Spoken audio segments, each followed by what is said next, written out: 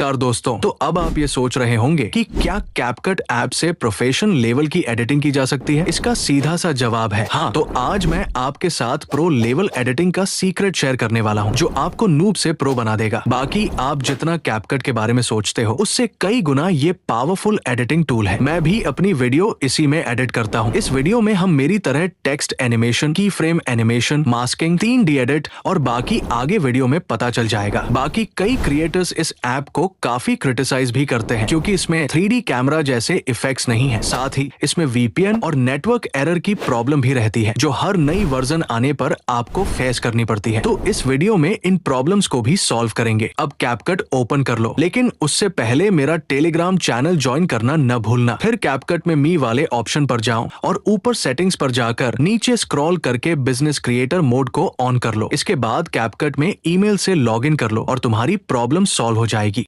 अपना पहला इफेक्ट है टेक्स्ट एनिमेशन, जो आप लोगों ने मुझसे बहुत पूछा था कि आप इसे कैसे बनाते हो। के लिए सबसे पहले पिक्सआर्ट या पिक्सेलैब ओपन करो। वहां अपने टेक्स्ट को ऐड करके उसमें कोई ग्रेडियंट कलर और इनर शैडो भी ऐड कर दो। इसके बाद बैकग्राउंड को ट्रांसपेरेंट करके इसे एक्सपोर्ट कर लो। अब कैपकट ओपन करो और वो टेक्स्ट ऐड करो। इसे अपने हिसाब से फिट करो और शुरू में एकदम एक की फ्रेम लगा दो। इसके बाद मास्क ऑप्शन पर जाओ, पहला मास्क इफेक्ट सेलेक्ट करो और इसका फेदर थोड़ा बढ़ा दो। फिर मेरी तरह टेक्स्ट को हाइड कर लो। अब टाइमलाइन को अपने हिसाब से आगे करके मास्क इफेक्ट को पूरी तरह राइट साइड में खींच दो। अब हमारा ऐसा एनिमेशन बन गया है, लेकिन ये उतना बेहतर नहीं लग रहा। तो इसके लिए टेक्स्ट इमेज पर क्लिक करो और दूसरे मास्क वाले की फ्रेम के बाद एक और की फ्रेम लगा दो। टेक्स्ट इमेज को थोड़ा जूम कर लो। इसके बाद टेक्स्ट इमेज का फालतू हिस्सा अपने वीडियो के अकॉर्डिंग काट दो। अब एनिमेशन पर जाओ, आउट वाले ऑप्शन में जाकर फेड आउट इफेक्ट चुनो और इसकी ड्यूरेशन को एडजस्ट कर लो। अब ये कुछ ऐसा टेक्स्ट एनिमेशन बनकर रेडी हो गया है। अब इफेक्ट ऑप्शन पर जाओ, सर्च बॉक्स में ग्लो टू सर्च करो और पहला इफेक्ट ग्लो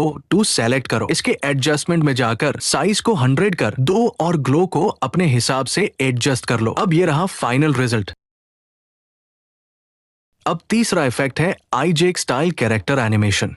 तो कैरेक्टर एनिमेशन बनाने के लिए दोनों कैरेक्टर्स कैपकट में ऐड कर लो। फिर इन कैरेक्टर्स का साइज और टाइमलाइन अपने हिसाब से एडजस्ट कर लो। इसके बाद पहले कैरेक्टर के एकदम शुरू में एक की फ्रेम लगा दो और उसके बाद थोड़ा आगे जाकर एक और की फ्रेम लगा दो। अब पहले की फ्रेम पर कैरेक्टर को थोड़ा रोटेट करके नीचे की तरफ हाइड कर दो। फिर इन की फ्रेम्स पर अपने हिसाब से कोई ग्राफ एनिमेशन ऐड करो, जैसे मैं क्यूबिक एज ग्राफ को ऐड कर देता हूँ। इसके बाद पहले कैरेक्टर को ट्रिम कर दो वहां से जहां तुम्हें दूसरा कैरेक्टर चेंज करना है। अब पहले कैरेक्टर की इमेज के आखिरी हिस्से में 2 की फ्रेम लगा दो और आखिरी की फ्रेम में कैरेक्टर को लेफ्ट साइड थोड़ा सा ला दो। इसके बाद दूसरा कैरेक्टर की इमेज को एडजस्ट करके पहले कैरेक्टर की इमेज के बराबर फिट कर दो। याद रहे, पहले कैरेक्टर के आखिरी की फ्रेम की पोजीशन पर ही दूसरा कैरेक्टर को पहले कैरेक्टर के बराबर फिट करना है। अब दूसरे कैरेक्टर में भी एकदम शुरू में एक की फ्रेम लगा दो और उसी के पास एक और की फ्रेम लगा दो। फिर दूसरे की फ्रेम पर जाकर सेकंड कैरेक्टर को थोड़ा लेफ्ट में ले जाओ। अब ग्राफ में जाकर cubic out graph animation add कर दो और पहले कैरेक्टर के आखिरी की फ्रेम के ग्राफ में जाकर क्यूब इन ग्राफ को ऐड कर दो। अब ये रहा रिजल्ट। मैंने इसमें glow effect, rebound swing effect और मोशन ब्लर भी ऐड कर दिया, ताकि ये और स्मूथ और बेहतर लगे।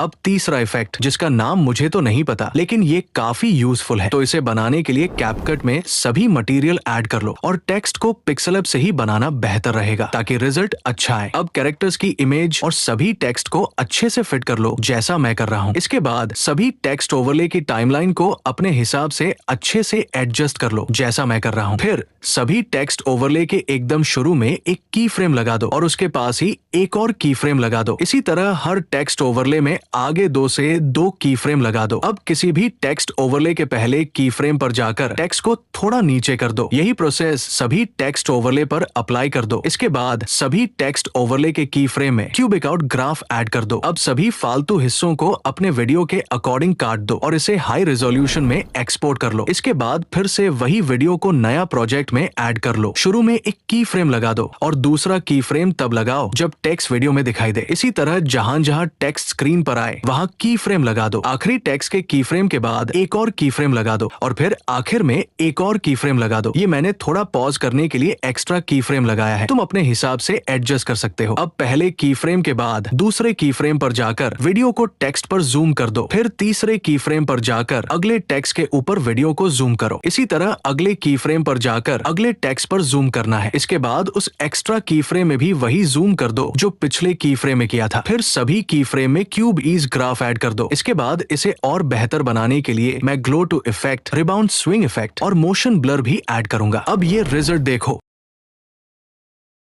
अब अगला इफेक्ट है 3D स्क्रीन रोटेशन। तो चलो इसे भी बनाते हैं। सबसे पहले कैपकट में अपनी स्क्रीन रिकॉर्डिंग को ओवरले में ऐड कर लो। अब इसका साइज और पोजीशन एडजस्ट कर लो। इसके बाद इफेक्ट ऑप्शन में जाकर सर्च करो प्लेयर 3D और इस इफेक्ट को वीडियो में ऐड कर लो। अब इसके ऑब्जेक्ट में जाकर ऑल वीडियो सेलेक्ट करो। फिर इफेक्ट के एकदम शुरू में एक की फ्रेम लगा दो और आखिर में भी एक की फ्रेम लगा दो। अब आखिरी की फ्रेम पर ग्लो को 0 कर दो, टेक्सचर को भी 0 कर दो और रोटेशन को फुल कर दो या अपने हिसाब से एडजस्ट कर लो। फिर पहले की फ्रेम पर जाकर ग्लो को 0 कर दो, टेक्सचर को भी 0 कर दो, बाकी रोटेशन को अपने हिसाब से एडजस्ट कर लो। मैं इसे डिफॉल्ट पर ही छोड़ दूंगा। अब इस इफेक्ट के ग्राफ में जाकर मेरी तरह एक ग्राफ बनाओ या अपने हिसाब से कर लो। बस अब इसे एक्सपोर्ट कर लो और ये रहा रिजल्ट। मैंने इसमें ग्लो इफेक्ट और रिबाउंड स्विंग इफेक्ट भी ऐड कर दिया है। तो इस वीडियो में मैंने 4 यूनिक इफेक्ट्स बताए हैं जो आपको शायद किसी ने नहीं बताए होंगे। अब अगर आपको इसका पार्ट 2 चाहिए तो कमेंट में जरूर बताना। बाकी कोई प्रॉब्लम हो